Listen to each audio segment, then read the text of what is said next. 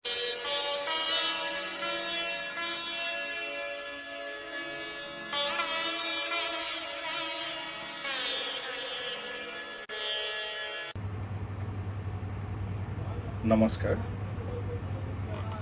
আজি 15 অক্টোবৰ 2020 চন। সুৰ শিল্পী জয়ন্ত হাজৰিকাদেৱৰ 43 সংখ্যক মৃত্যু তিথি।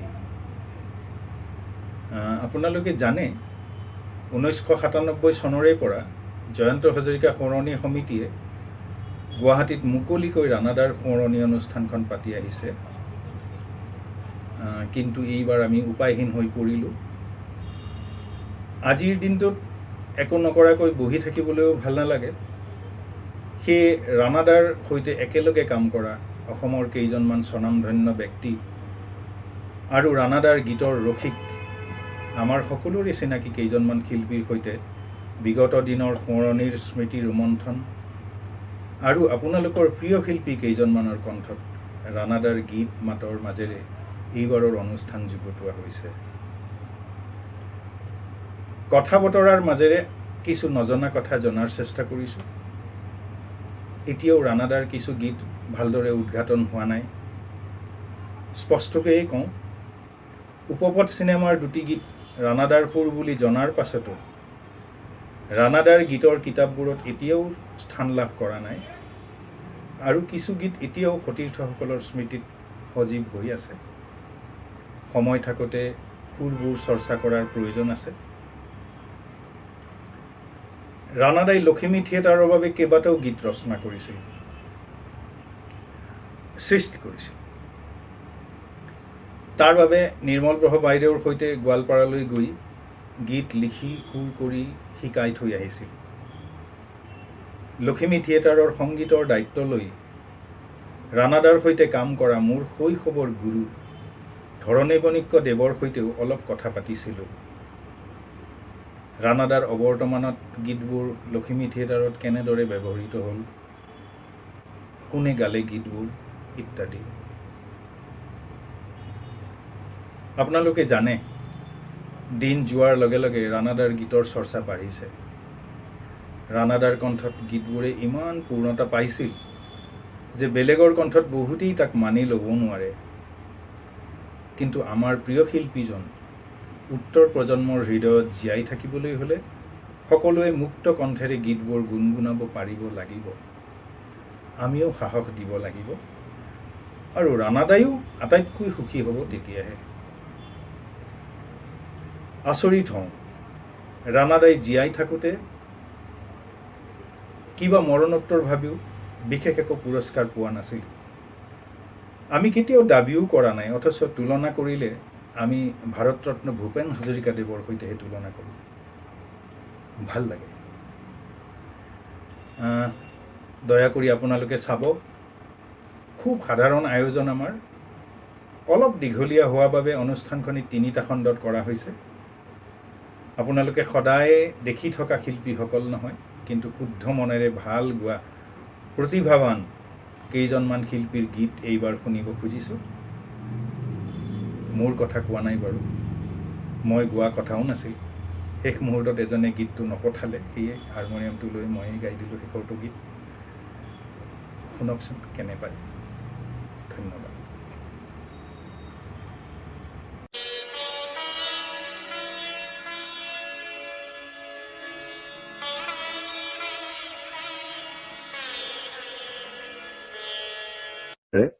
কিন্তু ইমান ধুনীয়া, ইমান কথা, কি ধুনীয়া কথা দাদা। কথা সুৰৰ লগত কি খাপ খোৱা কথা। মানে ভাল পাইছে সকলে, বহুত ভাল পাইছিলে। হয়, আৰু তাৰ পিছত আৰু বেলেগ গান লিখা মেলাটো কৰিয়ে থাকে ন দাদা? কৰো, মাজতেও দেখিছিলো অলপ। হয় হয়, লেখা মেলা কৰো। হয়, মানে কবিতা লিখে নে গানৰ কথা? নাই, গানে লেখো, কিন্তু কম্পোজাৰে হেৰি নহয়, গম পাইছো। কিন্তু কম্পোজাৰে যেতিয়া শব্দবিলাক উলিয়াই দিছে, তেতিয়াহ'লে সেই শব্দটো একদম পাৰফেক্ট শব্দ দিবই। আৰু আপোনাৰ তাতেই হেৰি, আপোনাৰ চিন্তা চৰ্চা গোটেইখিনি কি ধুনীয়াকে ছন্দ মিলাই, কি ধুনীয়া শব্দ গোটেইকেইটা। একদম মানে সেই গানটো বিশেষকৈ সেই গানটো লেখা এটা মানে কাহিনী আছে। হয় নেকি? কাহিনীটো কেনেকুৱা কওকচোন। মানে কেনেকুৱা মই কওঁ, তেতিয়া এইটো মানে মই ইউনিভাৰ্চিটি পঢ়ি থকা সময়ত তেতিয়া মোৰ দেউতাৰ নামটো জানে বৰ্তমান দৰ্পনাথ শৰ্মা। হয় হয় জানো। মোৰ দেউতাৰ দৰ্পনাথ শৰ্মা খুব ভাল সংগীতজ্ঞ আছিলে, প্ৰফেচনেল আছিলে। তেতিয়াহ'লে যোৰহাটৰ যে সংগীত বিদ্যালয়টো আছে যিটো দেউতাই প্ৰতিষ্ঠা কৰিছিলে। আৰু মোৰ মাও নিজৰ মিউজিকত গান চান কৰিছিলে, বিয়া আগৰ পৰাই ডিব্ৰুগড়। তাৰপিছত মাৰ লগত থাকোতে দেউতাৰ লগত থাকোতে দেউতাই এখন চিনেমাত মিউজিক কৰিছিলে ৰণমী বুলি, মায়ে প্লেবেক কৰিছিলে। গতিকে আমি বহিলে কথা পাতিলে মাৰ লগত মানে এনেকুৱা হেৰি মিউজিকৰ বিষয়ে কথা পাতো মেলিলে এদিন মোক মায়ে এটা কথা ক'লে। কওঁতে ক'লে যে যিটো তহঁতে যে ইমান গান চানবোৰ চব কৰ, সকলোৰে কৰি আহিছে, দেউতাহঁতে কৰিছে, চবেই কৰে, সকলোৰে মানে গান সুৰ কৰি থাকে। কিন্তু সেই মানুহৰ এই সুৰবোৰ যদি কাহিনী বা যদি এই সুৰবোৰ শেষ হৈ যায় তেতিয়াহ'লে কি হ'ব পৃথিৱীত, মানুহে কেনেকে কৰিব? মানে সেইদিনাখন ৰাতি যেনেকুৱা পাইছিলো মই শুবই নোৱাৰিলো। মই কথাষাৰ মনত কৰি তেতিয়া মই সেই কথা লৈ পেলাই দেখিলো প্ৰথম সুৰ লৈ পেলাই যদি কাহানী বা সুৰবোৰ শেষ হয় দুপৰ বেলা সেই সুৰতাৰ কিহেৰে সজাবা পৃথিৱীৰ সুৰৰ বেলা যদি মই প্ৰশ্ন কৰো। তাৰপিছত ভাষাৰ বিষয়ে লিখিলো, ৰঙৰ বিষয়ে পেইণ্টাৰ কৰিলো, তাৰপৰা গোটেই চামাম কৰি গোটেই জীৱনত আশাবোৰ যদি নিৰাশা এই গোটেইখিনি মানে কৰি পেলাই এইটো গানটোৰ জন্ম কথাই শুনিয়ে ভাল লাগিছে। আমি ওলোৱা নাই মানে সুৰে কথাই একেলগে ওলাইছে নেকি দাদা? প্ৰায় তেনেকুৱা। তাকে হয় দাদা,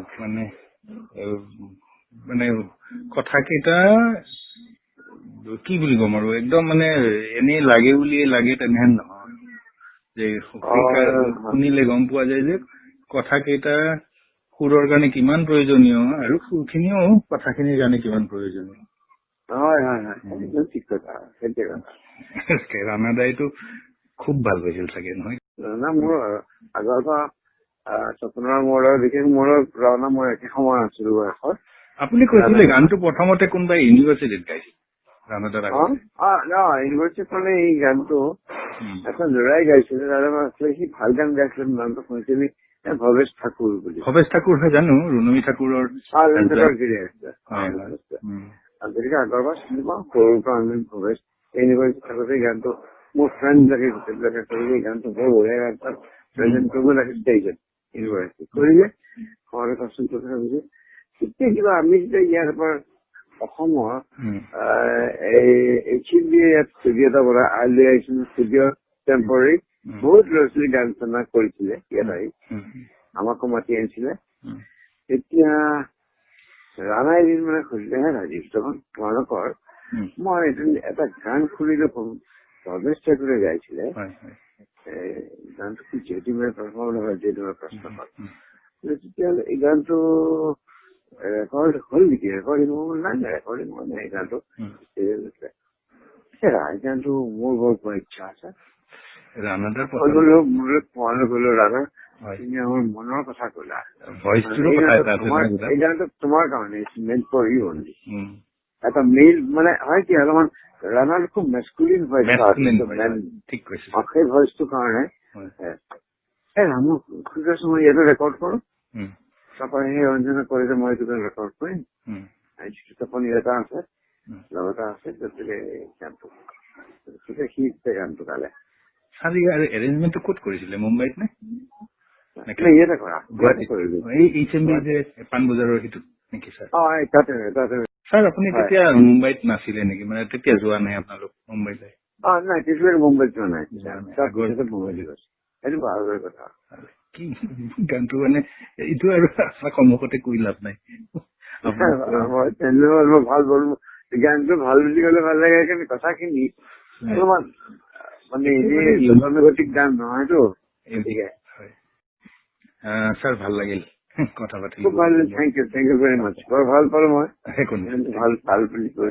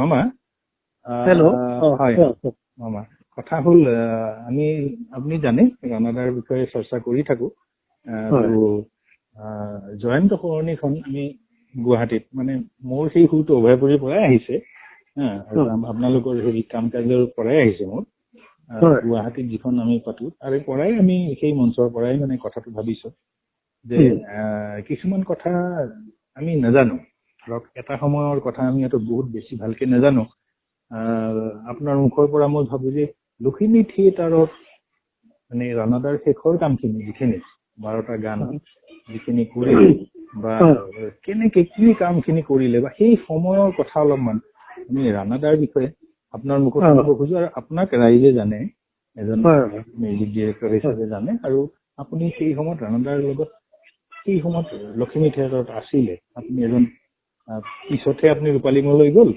আৰম্ভ হ'ল কেনেকে আমি অলপমান জানো আপোনাৰ পৰা মানে জানিব খুজিছো হয় লখিমী থিয়েটাৰত এনেই সাধাৰণতে এইখন সমবায় ভিত্তিক থিয়েটাৰ আছিল লখিমী থিয়েটাৰ তাতে সংগীত পৰিচালক হিচাপে জয়ন্ত হাজৰিকাকে মোৰ বন্ধু জয়ন্ত হাজৰিকাক বিচাৰিছিল আমাৰ অনুষ্ঠানটোৱে বিচাৰি পেলাই তেখেতক আমাৰ অনুষ্ঠানত লখিমী থিয়েটাৰত মানে সংগীত কৰাৰ কাৰণে লগতে ময়ো আছিলো সংগীত কৰাৰ আপুনি ক'ব পাৰিব নেকি প্ৰডিউচাৰ থিয়েটাৰৰ প্ৰডিউচাৰ তাৰমানে এইখন আচলতে সমবায় ভিত্তিত আছিলতো এইটো মানে সমবায় ভিত্তিত মানে আছিলে আৰু দীপেন বৰুৱা ৰত্নেশ্বৰ এনেকে কোনোবা বিশেষ মানুহ কিছুমান মানে সমবায় ভিত্তিত থিয়েটাৰকৰণ কৰা হৈছিল এটা ব্যক্তিগত হিচাপে নহয় আৰু গতিকে তাতে তেখেতক মতা হ'ল নিৰ্মল বৰদলৈ বাইদেউ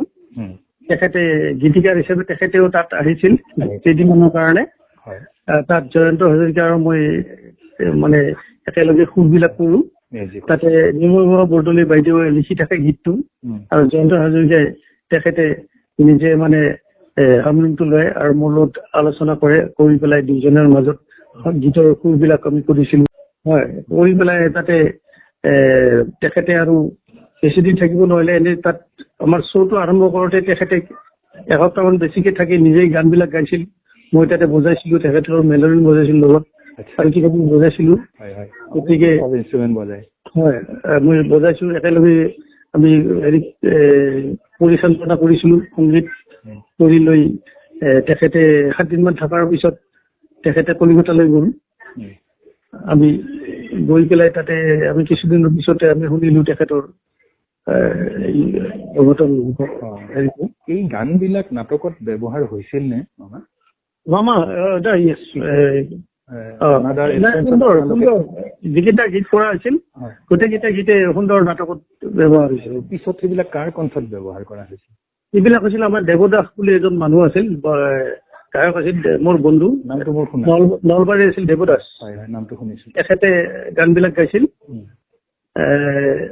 খুব ভালে গাইছিল তেখেতে মানে তেখেতক হেৰি জয়ন্তই কলিকতাত যোৱাৰ সময়তে আমাকে কৈ দিছিল যে মোৰ সন্মানটো আপোনালোকে ৰাখিব আৰু দেৱদাস আপুনি গাব ভালকে গানবিলাক পুৰস্কাৰ নাটক এইবিলাকত মৃত্যু কামতি গানবিলাক দিয়া হৈছিল তেখেতৰ এনেধৰণৰ গীতবিলাক সেইবিলাকো ব্যৱহাৰ কৰা হৈছিল আৰু তেখেতে বেছ সুন্দৰ মানে পৰিচালনাৰ ক্ষেত্ৰত খুব ঘনিষ্ঠভাৱে পালোতো মানে তেখেতৰ হাৰমনিয়াম কৰ্ডটো দিয়াৰ লগে লগে তেখেতৰ সুৰ এটা আহিয়ে যায় আৰু এনেধৰণে কৰিছিল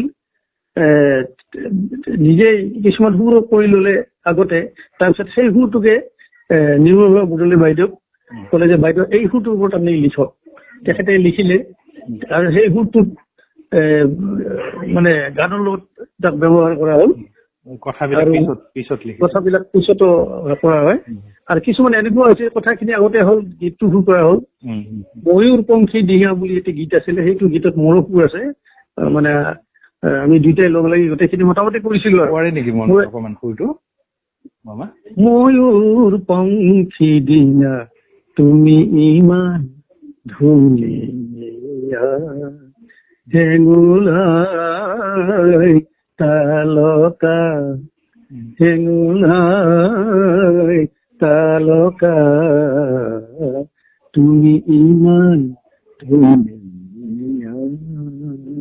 এইবিলাক মনত এটা নাই। এইটো গান তাৰমানে সেই নাটকত ব্যৱহাৰ হৈছিল, নাটকত ব্যৱহাৰ কৰা হৈছিল এই গীতটো।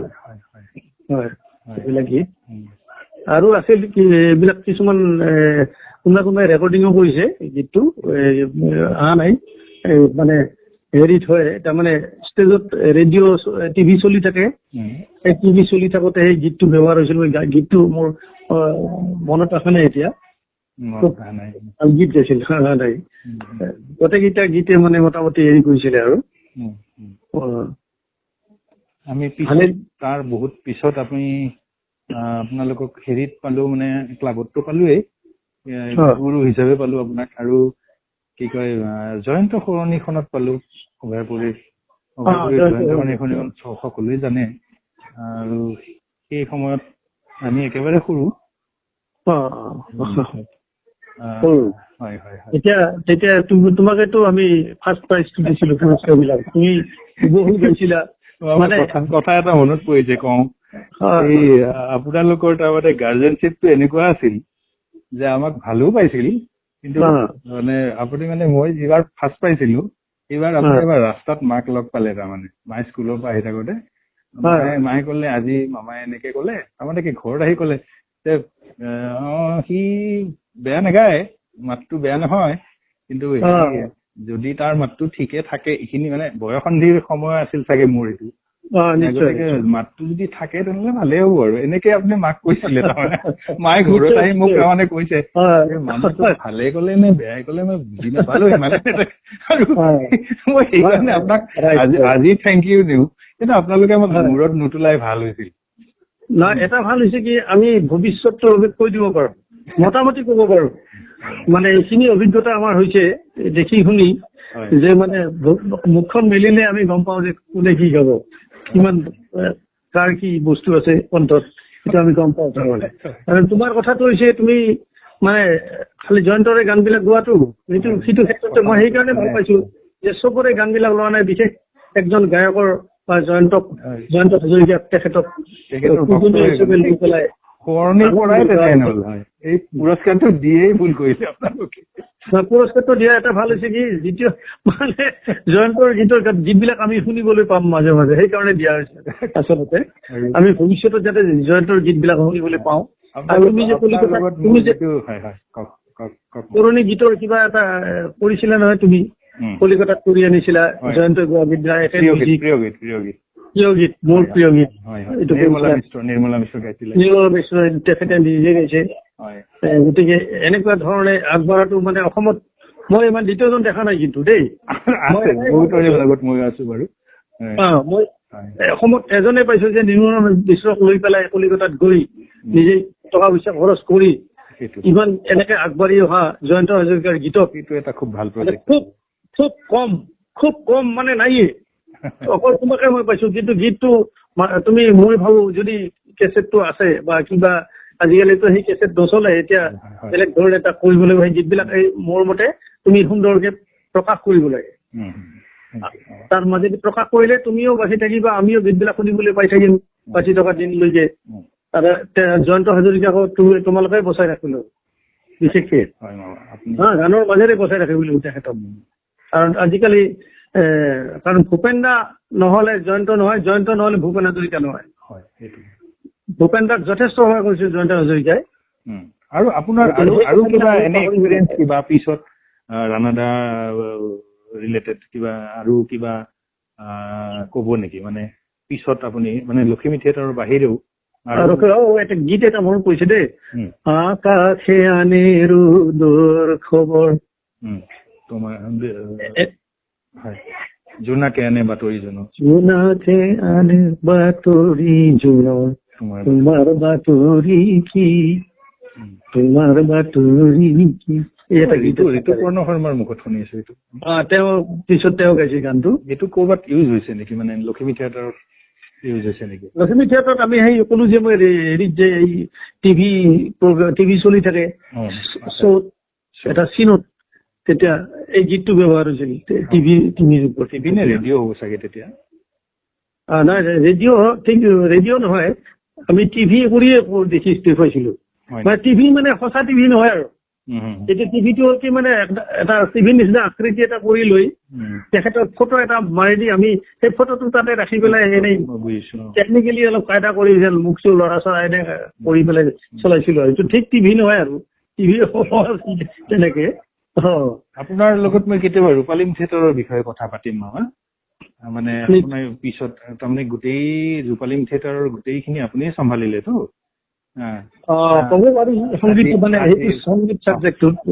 আজি সেইটো চাবজেক্ট নহয়, আজি আমি ৰূপালীম থিয়েটাৰৰ বিষয়ে আপোনাৰ লগত কথা পাতিম।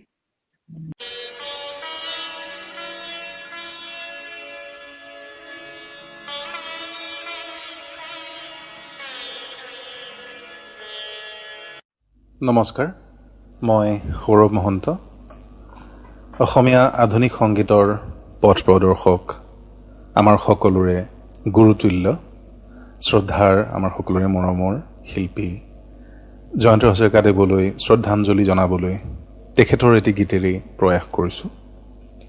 লুইতৰ সোঁতত লিখা ৰ'ব মোৰ গীতিৰ কথা আছিল স্বৰ্গীয় ৰত্নওজাদেৱৰ, সুৰ জয়ন্ত হাজৰিকা। চেষ্টা কৰিছোঁ।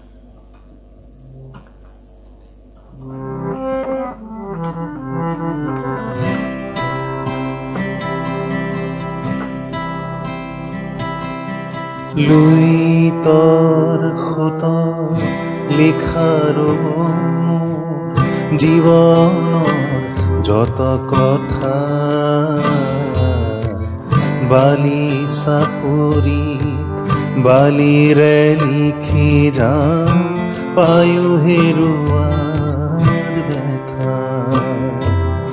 লুইতৰ সোঁতত লিখা ৰ'ব জীৱনৰ যত কথা, বালি চাপৰি বালিৰে লিখি যাম পায়ো হেৰুৱাৰ ব্যথা।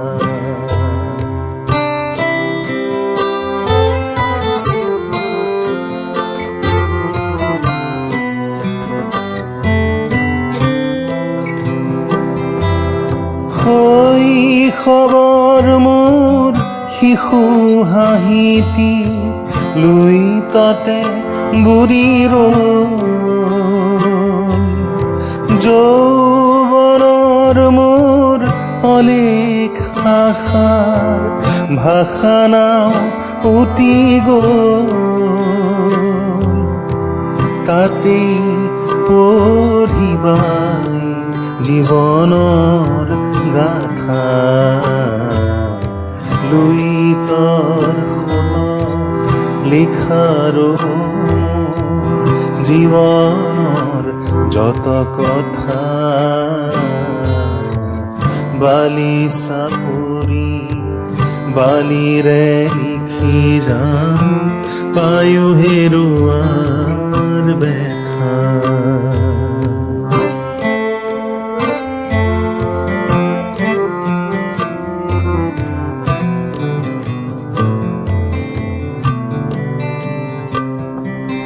মোৰো যে যৌৱন প্ৰাণেৰে উপচা,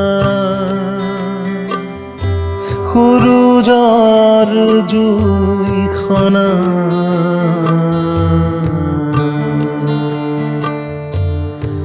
বেথা বালি ঘৰ নেচাওঁ উভতি নিদিওঁ অশ্ৰুকণা,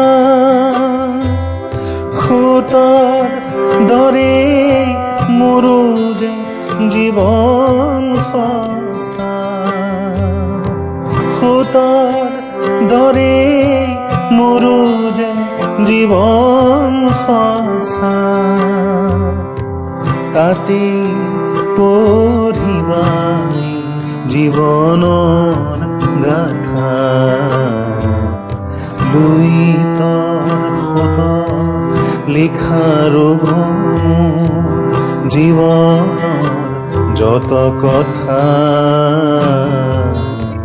বালি চাপৰি বালিৰে লিখি যাম পায়ো হেৰুৱা